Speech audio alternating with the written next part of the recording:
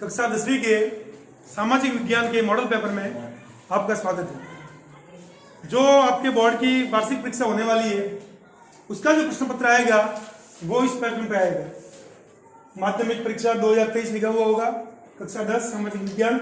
यहाँ पर जो निर्देश दिए हुए हैं वो निर्देश हल करने से पहले जरूर पढ़ने एक बार, भले 2 मिनट अपनी खराब हो, उसके अंदर नहीं कि भैया फटाफट प्रश्न करने लग जाए। एक बार इसको पढ़ लें कि अपन को क्या क्या निर्देश दिए हैं और किस प्रकार से उन प्रश्नों को हल करना है। तो सबसे पहले आपके सामने जो आएंगे वो 6 बहुविकल्पी प्रश्न आएंगे जिनका उत्तर हमको अ में देना है। तो हम सर्वप्रथम इन 6 प्रश्नों को हल करके देखते हैं। पहला प्रश्न है, गांधी इरविन समझौता कब हुआ? आपको मालूम होगा जब देश के अंदर सविनय अवज्ञा आंदोलन चल रहा था तो उस आंदोलन को बंद करने के लिए उस जमाने के जो वॉइस रहे थे गवर्नर जनरल लॉर्ड इरविन और महात्मा गांधी के बीच में एक समझौता हुआ था। उस समझौते की तारीख थी 5 मार्च 1931। तो हमारा उत्तर हो जाएगा ब। आपको एक सारणी बनानी है और सारणी बना करके उनके उत्तर इस प्रकार से लिखने हैं। प्रश्न first, second, third, fourth, fifth और सिक्स पहले का, ठीक है। पहले का उत्तर ब हो गया तो अपन ने यहाँ ब अंकित कर दिया। हिंद स्वराज पुस्तक के लेखक कौन है? हिंद स्वराज नाम की जो पुस्तक है हम लोगों को मालूम है, आपको पढ़ाया उस समय महात्मा गांधी ने उस पुस्तक को लिखा था। तो दूसरे का उत्तर हमारा स हो गया। आपको अपनी उत्तर पुस्तिका की अंदर पहले पेज पर सारणी बना करके इस प्रकार से उत्तरों को लिखना है। तीसरा है, विश्वव्यापी आर्थिक मंदी की शुरुआत हुई। ये प्रश्न जो अर्थव्यवस्था में से है। 1929 का वो वर्ष था जब पूरी दुनिया के अंदर आर्थिक मंदी आई। इसका उत्तर मैंने ब लिख दिया। भारत का पहला लौह इस्पात संयंत्र कहां स्थापित हुआ? अभी 2 दिन पहले हमने चर्चा की थी, जमशेदपुर के अंदर। किसको? Tata steel and iron company 1929 के अंदर स्थापित हुई थी। सॉरी, जमशेदपुर के अंदर स्थापित हुई। ये ब उत्तर हो गया इसका। तो हम 14 के अंदर यहाँ ब लिख देंगे। 5वां प्रश्न, बंगाल गजट ये पत्रिका का संपादन किसने किया था? तो जेम्स ऑगस्टा हिक्की। इसका भी उत्तर ब है। हम लोग इसमें भी ब अंकित कर देंगे। और 6वां प्रश्न है, जो भारत में कौन सी दलीय व्यवस्था है? जब राजनीति और राष्ट्रपति के बारे में बताया, आपको बताया था लोकसभा के बारे में भी बहुदलीय व्यवस्था है। कई राष्ट्रीय पार्टियां हैं, बीजेपी, कांग्रेस, बसपा, सपा, आम आदमी पार्टी भी राष्ट्रीय हो गई, फिर कुछ प्रांतीय दल भी हैं। तो बहुदलीय व्यवस्था है हमारे यहाँ पर। 6ठे का उत्तर हो गया ये बहुविकल्पी प्रश्न है जो बहुत ही इजी है। और अपनी किताब के अंदर से आपको प्रश्न पत्र पर कुछ नहीं लिखना है। प्रश्न पत्र पर केवल आपको समझाने के लिए मैंने बताया है। आपकी उत्तर पुस्तिका जो मिलेगी उसके अंदर रोल नंबर अंकित करने के बाद, निर्देश पढ़ने के बाद ऐसी सारणी बना करके इस पहले प्रश्न का उत्तर इस प्रकार से देना है। प्रश्न लिखने की आवश्यकता नहीं है, उसमें समय खराब करने की जरूरत नहीं है। प्रश्न 1 का उत्तर, प्रश्न 1 का उत्तर। अब 1 का first, second, third, fourth, six हो गए। अ ब स ब ब ब ब अ उत्तर दे दिया। अब अपन इसके बाद अगले प्रश्न पर आगे बढ़ेंगे। अब आपके बहुविकल्पी के अंदर ही 6 प्रश्न और हैं, कुल 12 प्रश्न हैं।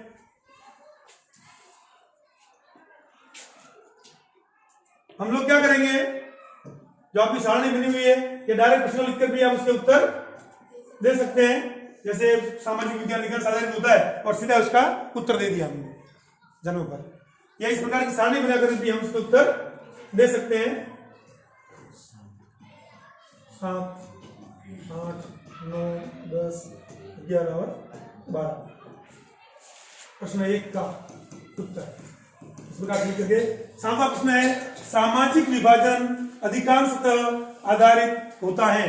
जो सामाजिक विभाजन है, जातियों का निर्धारण है, हमारे पास यहाँ पर अधिकांशतः अब एक रूढ़ी बन गई है कि जन्म पर आधारित होती है। जातियां जिस घर में जन्म लिया है वही हमारी सामाजिक जाति हो जाती है।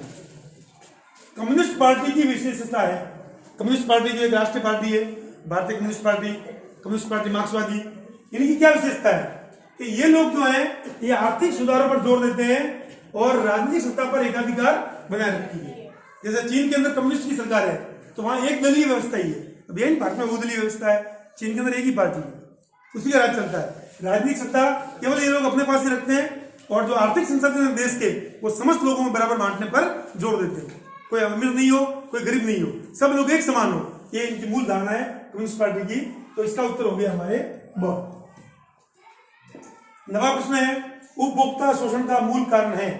उपभोक्ता अधिकारों के बारे में चर्चा की थी अपन ने। हम लोग जागरूक नहीं है, क्यों? क्योंकि हम लोग पढ़े लिखे कम है हमारे समाज में। मुख्य कारण जो है इसका वो अशिक्षा है। ब।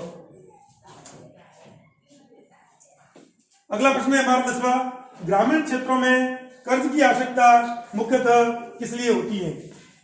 ग्रामीण क्षेत्र जैसे आपका गांव है, छोटा गांव है, तो यहाँ पर लोग कर्जा क्यों लेते हैं, ऋण क्यों लेते हैं? फसलों के लिए, कृषि के लिए, फसल उद्योग के लिए। अगला प्रश्न है हमारा, एल्यूमिनियम प्रगलन उद्योग निम्न में से किस कच्चे माल के रूप में प्रयोग करता है? मैंने आपको कहा था बॉक्साइट निकलता है जिससे अपन एल्यूमिनियम बनाते हैं। तो इसका उत्तर द हो गया हमारा। निम्न में से कौन सी विभिन्न देशों के बीच परस्पर संबंध और तीव्र एकीकरण की प्रक्रिया है? इतिहास का तीसरा पाठ, वैश्वीकरण। वैश्वीकरण का पूरे विश्व का एक हो जाना। कोई वस्तु अमेरिका में बन रही है तो आपको भारत में खरीदनी है, आप तुरंत ऑर्डर देकर उसको मंगवा सकते हैं। पहले हमारे यहाँ पर गांव में कोई चीज मंगवानी थी जयपुर से तो वे विचार करते थे, चलो छोड़ोगे, अपने गांव की कोई चीज है उसी से काम चला लेते हैं। लेकिन आज जमाना क्या आ गया है कि विश्व में कहीं पर भी आईफोन मिलेंगे सब लोगों के हाथों में आजकल, अमेरिका की कंपनी एप्पल। तो ये इसी का नाम वैश्वीकरण है। और इसके कई जो परिणाम है वो हम लोगों ने इतिहास में पढ़े थे कि आपके पिस्ता, काजू, बादाम, आलू, बैंगन, हरी मिर्च ये हमारे यहाँ आई, दूसरी जगह गई, हाँ पिस्ता। और इसके अलावा जो चीन से आइटम गई थी, मैगी जो हम रहते हैं लोग, पास्ता है, विचारों का विनिमय है, खाद्य सामग्री का विनिमय है, ये सब वैश्वीकरण का ही एक उदाहरण था। तो ये इसका उत्तर हो गया स। इस प्रकार से 12 प्रश्न हैं जो 12 नंबर के आएंगे आपके। अगर आप इनको भी हल कर देते तो आपको बहुत ज्यादा सुविधा अच्छे नंबर लाने में, पास होने में मिलती है। तो एक बार हम लोग अपने पुस्तक के पीछे इतिहास, अर्थव्यवस्था, राजनीति के पीछे जितने भी बहुविकल्पी प्रश्न दिए गए उनको पढ़ लें, उनके उत्तर याद कर लें। समझ आएगी बात? अब हम लोग आगे चलते हैं और वो बात आएगी आपके रिक्त स्थान वाली। पहला प्रश्न आपके 12 प्रश्न हो गए बहुविकल्पी। दूसरे प्रश्न के अंदर आपको 6 प्रश्न आएंगे एक एक नंबर के, जिसके अंदर आपको रिक्त स्थानों की पूर्ति करनी है, खाली जगह भरनी है। एक शब्द का उत्तर है केवल 1 नंबर है। 12 और 6 ये 18 नंबर ऐसे हैं जो आप छोटे छोटे प्रश्नों से भी हल कर सकते हैं। बहुत कम, केवल 1 बार 2 बार पाठ को ध्यान से पढ़कर भी आप इनके उत्तर दे सकते हैं। भारतीय निर्माताओं द्वारा बनाए गए विज्ञापन के राष्ट्रवादी संदेश के वाहक बन गए थे। तो भारतीय निर्माताओं द्वारा जो विज्ञापन बनाए गए उसके संदेशवाहक कौन थे? स्वदेशी।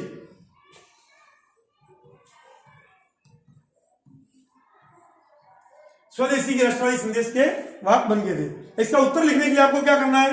लिखना है प्रश्न 2 का उत्तर। प्रश्न लिखने की जरूरत नहीं है। और फर्स्ट में आपने लिख दिया स्वदेशी, बस ये उत्तर हो गया अपना। फिर सेकंड, फिर थर्ड, फिर फोर्थ, फिर फिफ्थ, फिर सिक्स, फटाफट लिख दिए, तुरंत लिखते रहिए, समय खराब नहीं है। अपने पास समय की सीमा है, 3 घंटे के अंदर पूरे प्रश्न पत्र को हल करना है। और हल करने के बाद एक बार पुनः पढ़ना है उसको, कहीं कोई त्रुटि तो नहीं रह गई है। इसलिए फालतू में समय जाया नहीं करें और अपनी इस प्रकार से प्रश्नों में लिखने में समय खराब नहीं करके लिखते हैं। प्रश्न 2 का उत्तर 1 2 3 4 5 6 हो गए। पहले का उत्तर स्वदेशी आ गया। भारत से विदेशों को भेजे जाने वाले श्रमिक किस नाम से जाने जाते थे? जो भारत से हम लोग विदेशों में मजदूर भेजते थे उन मजदूरों को आपके लिए शब्द आया है गिरमिटिया। इतिहास के अंदर लिख दिया यहाँ गिरमिटिया। तीसरा प्रश्न है रिक्त स्थान का, धर्म को राजनीति से कभी अलग नहीं किया जा सकता, ये शब्द किसने कहे थे? महात्मा गांधी जो हमारे राष्ट्रपिता थे, उन्होंने कहा था कि हम लोग धर्म से राजनीति को कभी अलग नहीं कर सकते, क्योंकि राजनीति का कोई धर्म नहीं होता। RKSMDK में पढ़ाने वाले शिक्षक ठीक 12 बजे। और धर्म की जो राजनीति है 8 में उपस्थित वो होंगे, देश में नहीं होनी चाहिए। जहाँ पर हमारा देश एक पंथनिरपेक्ष राष्ट्र है, हम लोग किसी धर्म में पंथ में विश्वास नहीं करते। अगला प्रश्न है हमारा, औसत आय को कहा जाता है? औसत आय को हम लोग प्रति व्यक्ति आय भी कहते हैं, प्रति व्यक्ति आय। ये अर्थव्यवस्था के मैंने पढ़ा था, राष्ट्रीय आय, प्रति व्यक्ति आय, सकल घरेलू उत्पाद, ये छोटे छोटे शब्द हैं, इनकी परिभाषा आपको याद करनी है। भारत में करेंसी नोट कौन जारी करता है? भारतीय रिजर्व बैंक। मैंने आपको बताया था सिक्के हैं वो केंद्र सरकार, भारत सरकार बनाती है, लेकिन जो नोट है वो भारतीय रिजर्व बैंक जारी करता है, आरबीआई, भारतीय रिजर्व बैंक। बिल्कुल सही सही शब्दों में आप अपने उत्तर एकदम स्पष्ट पढ़ने में आए उस प्रकार से लिखने। भारत में प्रतिवर्ष किस तारीख को राष्ट्रीय उपभोक्ता दिवस मनाया जाता है? कल ही बात हुई थी अपने 24 दिसंबर। 24 दिसंबर को हम लोग प्रतिवर्ष राष्ट्रीय उपभोक्ता दिवस मनाते हैं। इस प्रकार से हमारे 18 नंबर के प्रश्न है वो हल हो गए। अगर इतना ही हम काम कर लेते हैं तो जो कमजोर विद्यार्थी हैं खास करके उनके लिए बहुत पर्याप्त ये सहायता देने वाली चीजें हैं, एक एक शब्द के प्रश्न और उत्तर। अब हम आगे बढ़ेंगे। तीसरा प्रश्न है आपका, जो अति लघुतरात्मक प्रश्नों के उत्तर 1 या 2 शब्दों में देने हैं। ये जो प्रश्न है ये भी आपके लगभग 12 प्रश्न है, 12 प्रश्न जिनके उत्तर आपको एक शब्द में देने हैं केवल। रिक्त स्थानों की तरह से ये भी प्रश्न है, एक शब्दों के केवल एक शब्द में उत्तर आ जाएगा इसका। तो 12 और 12 24 नंबर ये हो गया। 12 24 और 6 30 नंबर के प्रश्न केवल लघुतरात्मक में ही पेपर अपना हो जाता है। 1880 के दशक में उच्च जाति की नारियों की दयनीय दशा के बारे में लिखने वाली महाराष्ट्र की 2 महिलाओं के नाम लिखिए। आप लोगों ने इतिहास में पढ़ा है वो 2 महिलाएं जिन्होंने नारी की दशा जो खराब थी उसके ऊपर अपनी टिप्पणी अंकित की है। तो पहली नारी है ताराबाई शिंदे। अब हम क्या लिखेंगे इसमें? प्रश्न 3 का उत्तर। 3 के अंदर 12 प्रश्न है, 3 का उत्तर लिख करके फिर एक साथ इन सबको करना है। यदि कोई नहीं आ रहा है तो नंबर लिख करके छोड़ दीजिए, बाद में देखना उसको। एक नंबर यहीं पर लिख दीजिए उसके। प्रश्न 3 का उत्तर 1 2 3 4 5 6 7 8 9 10 11 12 लाइनों में 12 तक लिख कर दीजिए अंकित, ताकि फिर यदि मान लो 10 आते 10 कर दिया आपने, 2 छोड़ दो नंबर लगा करके, अगले प्रश्न कर लीजिए तब तक। फिर जब याद आएगा तब उसका उत्तर दे दीजिए, लेकिन एक साथ ही इस प्रश्न को करो ताकि लिखने वाला जो जांचने वाला है उसको भी इसके अंदर सुविधा रहेगी, ढूंढने में मुश्किल नहीं होती है। प्रश्न 3 के उत्तर में 1880 के दशक में उच्च जाति की नारियों की दयनीय दशा के बारे में लिखने वाली महाराष्ट्र की 2 महिलाएं ताराबाई शिंदे पहला नाम, और दूसरा नाम है पंडिता रमाबाई। एक लाइन में दोनों उत्तर मैंने लिख दिए, बोले एक लाइन आप छोड़ भी सकते हैं इसके बाद, ठीक है? केवल एक क और ख, ये फर्स्ट का उत्तर। अब सेकंड, प्रथम विश्व युद्ध पहला आधुनिक औद्योगिक युद्ध था, कोई एक कारण लिखिए। जब पहला वर्ल्ड वार हुआ, प्रथम विश्व युद्ध, ये आधुनिक औद्योगिक युग था, मतलब औद्योगिक जगत से उत्पादित वस्तुओं का इसमें प्रयोग हुआ, ये अपन को सिद्ध करना है। तो जो दुनिया के सबसे बड़े औद्योगिक देश थे वो एक दूसरे के खिलाफ लड़ रहे थे, इससे सिद्ध हो जाता है कि औद्योगिक युद्ध, दुनिया के जो बड़े औद्योगिक देश हैं वो एक दूसरे के खिलाफ लड़ रहे थे। एक लाइन में लिख देंगे हम, दुनिया के बड़े बड़े औद्योगिक देश एक दूसरे के खिलाफ लड़ रहे थे, इससे सिद्ध होता है कि ये एक आधुनिक औद्योगिक युद्ध था। तीसरा प्रश्न, आदि औद्योगिकीकरण से आप क्या समझते हैं? आदि ये शब्द कई बार आएगा आपके। आदि का मतलब पूर्व, शुरुआत। आदि का मतलब शुरुआत, आदि और अंत एक दूसरे के विलोम में, हिंदी में आदि का मतलब शुरुआत होती है, उससे पहले की बात। आदि औद्योगिकीकरण से आप क्या समझते हैं? तो आदि औद्योगिकीकरण से आशय है कि औद्योगिकीकरण से पहले बाजार के लिए उत्पाद कारखानों के स्थान पर घरों में हाथों से बनाए जाते थे। जब भी अपन कोई चीज, कपड़े जैसे आपके कपास से घर पे ही बुन करके हम लोग कपड़ों को सीते थे, जब तक फैक्ट्रियां नहीं आई, औद्योगिक क्रांति नहीं आई, उससे पूर्व क्या स्थिति थी? उसी स्थिति का नाम है आदि औद्योगिकीकरण। अब हमारे 14 प्रश्न आता है, जूट का क्या उपयोग है? मैंने आपको बताया था जब देश का विभाजन हुआ तो जूट पैदा होने वाले खेत पश्चिम पाकिस्तान बांग्लादेश में चले गए, फैक्ट्रियां भारत में रह गई, कच्चे माल की वहां समस्या हुई थी। लेकिन ये जूट का प्रयोग कहाँ कहाँ होता है? तो हम जूट का प्रयोग बोरी बनाने में, चटाई, रस्सी, तंतु, धागे, गलीचे और दस्तकारी की वस्तु बनाने में करते हैं। आप जो बोरियां हैं इसमें गेहूं पैक करते हो, बाजरा पैक करते हो, मूंगफलियां पैक करते हो, घर में बिछाने की चटाई है, जो रस्सी है जिसको हम लोग सूतली भी कहते हैं, तंतु है, धागे हैं, गलीचे हैं, ये सब बनाने में जूट का प्रयोग होता है। पांचवा प्रश्न है, आपके अनुसार बाढ़ रोकने का एक उपाय। बाढ़ आ रही है कहीं पर, सरल सा उपाय, बाढ़ बना दीजिए। बांध बना करके हम बाढ़ को रोक सकते हैं, वो पानी वहां रुक जाएगा। व्यापार किसे कहते हैं? राज्य व देशों में व्यक्तियों के बीच वस्तुओं का आदान प्रदान व्यापार कहलाता है। किसी भी देश में या राज्य में व्यक्तियों के वस्तु, जो व्यक्ति हैं दो, उनके बीच में वस्तुओं का जो लेन देन है, आदान प्रदान है, वो व्यापार है। जैसे मैं दुकान लेकर के बैठा हूं, आप लोग आ गए, 10 रुपए दिए, मेरे से बिस्किट का पैकेट ले लिया, व्यापार है। क्षेत्रीय दल क्या है?